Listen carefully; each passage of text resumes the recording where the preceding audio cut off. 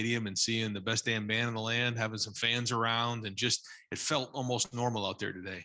And just want to thank the band for being out there. It made it feel like we were back in the shoe again with a full crowd. I know usually we're used to about 85,000 for a spring game, but even 20 was nice.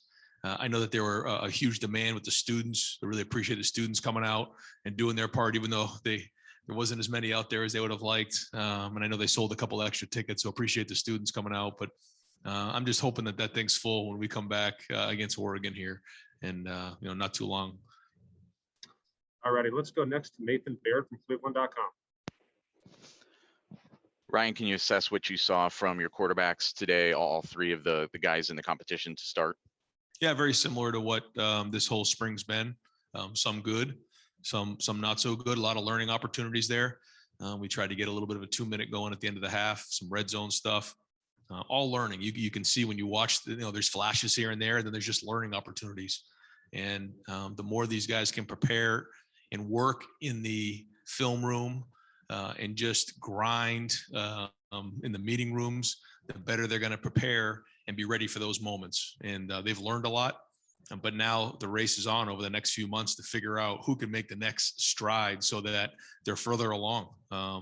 Spring's been good. There's been a lot of progress made across the board, but still a long way to go before we play against Minnesota. All righty, let's go next to Bill Rabinowitz from the Columbus Dispatch. Yeah, I think I'll ask about Jack Sawyer. 3 sacks today. He didn't look like a guy who didn't play last year, coming off a knee injury. What are your impressions of what he did this spring and today, and what kind of role could he have? Off to a great start for sure. And he's earning more and more reps. He's working his way up the depth chart. I think across the board, our D line was solid this year. We have some good depth there, but Jack in particular came in with a lot of confidence, and he's made a lot of plays. And what you saw today was pretty much most every practice out there. So if he can keep building and getting stronger and keep building, then hopefully he's going to have an impact and be able to participate here early in the season. And we have a couple big games early on, so the more depth we have, the better off we're going to be. All right, let's go next to Bill Landis from The Athletic. Ryan, we talked with you a lot when you had Justin about the balance between wanting to be aggressive and also, taking your check downs and being smart. I'm wondering how that factors in when you have a quarterback competition where you're just trying to create game situations. And do you want these guys to be any more aggressive? Because it seems like maybe some more learning opportunity can come from that. It's a great question. And we talk about it all the time. You can't go out there and win the job on one play. It doesn't work that way. And so if you're trying to force the action, you're going to get yourself jammed up. I mean, when it's there, you got to take your shot. Like you said, you got to be calculated. And when it's there, you have to be aggressive. But a lot of times it's cutting your losses. And, we talk all the time when we watch film, if there's a play where it's, 1st and 10, and maybe there's leakage up front, throwing the ball away, that's a great rep. And it doesn't feel like it at the time when you're competing for a starting quarterback position, but those are good reps. But all those things are being taken into consideration because it's not about winning the day. It's about winning the job so that you can go now help us win. And there's been a lot of those learning opportunities. And as we start to game plan different opponents, we'll do that a little bit more. We'll talk about this is an opportunity for us to take a shot. This is something where we're thinking about being more conservative. Right now, we're just trying to learn the offense and understand where the ball goes and just the system of offense. All right, let's go next to Dan Hope from 11 Warriors.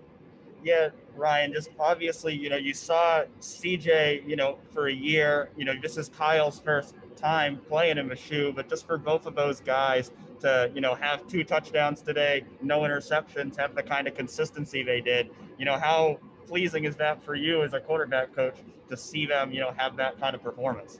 Yeah, I mean, it's all part of it. I know that's really the only thing you guys have seen, but we take the entire 15 practices and evaluate all those things. But when you're in the stadium and you're in a game environment with fans, how does that affect your performance? I mean, if there's a change, then we have to figure out why. But for the most part, we've seen a lot of things that guys have flashed, and there's a lot of things that go into, a lot of positive things happening.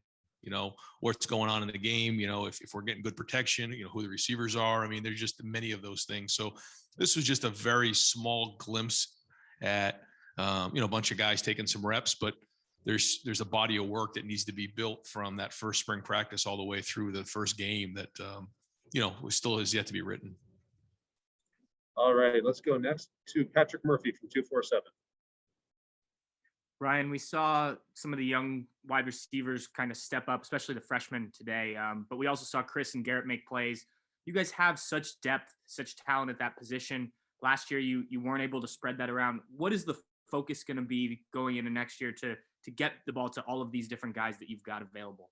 Well, I think they all understand that it's a team game, and the number one goal is to win the game. So, I've never heard any of those guys talk about getting their touches or getting theirs. It'll come naturally if they just work. One of the things that we've been focused on this off season is just, fundamentals, blocking, all the little things when the ball's not in your hand, and they've done that. And because of that, they end up getting more balls. It just works that way. But I do think the young guys have had a great work ethic. They have a great mentality and approach, and that's a good thing. They're providing depth, and the sooner those guys can come along, the more depth they can provide. They're only going to help the older guys get stronger, give them a break some point in the game so that then in the fourth quarter, they're at their best. And so I'm impressed with all the young guys. I think Marvin, Emeka, and Jaden have all shown that they have the ability to play this season. Now they're nowhere near they need to be. They got a lot of way to improve over the next couple of months, but bright future there, I think. All right, we'll do two more for Coach Day. We got Thayer Munford coming up for you. Let's go to Rob Aller from the Columbus Dispatch. Hey, Ryan, you got so much talent on offense that you might think that the quarterback just has to be a game manager, but at this level, can you afford to just have a game manager, or do you have a guy that needs to be able to win games ultimately to go where you need to go? Right. I think that first off, when you're just starting and you're learning to play the position, you can't do anything out of the ordinary. You can't try to do things other than make the routine plays routinely. Why? Because you have a really good offensive line, a really good tight end. You have really good receivers. You have solid backs. So in that moment, you don't need to do anything more than just make the routine plays routinely. And it's our job as coaches to put them in a situation to be successful and to show the best version of them. But somewhere along the line, when the game's coming down to the fourth quarter, they're going to have to make plays. It comes down to, like you said, not just managing the game. That's a big part of it.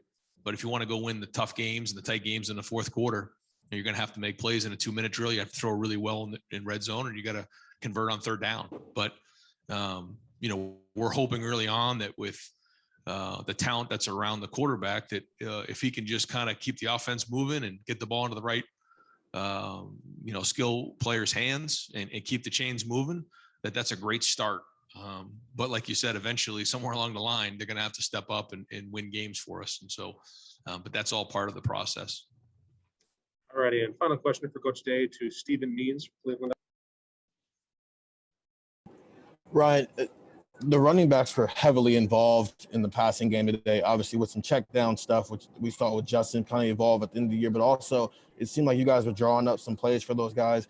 When you've got that type of depth and some guys who can do some different things, what kind of aspect can that add to your offense?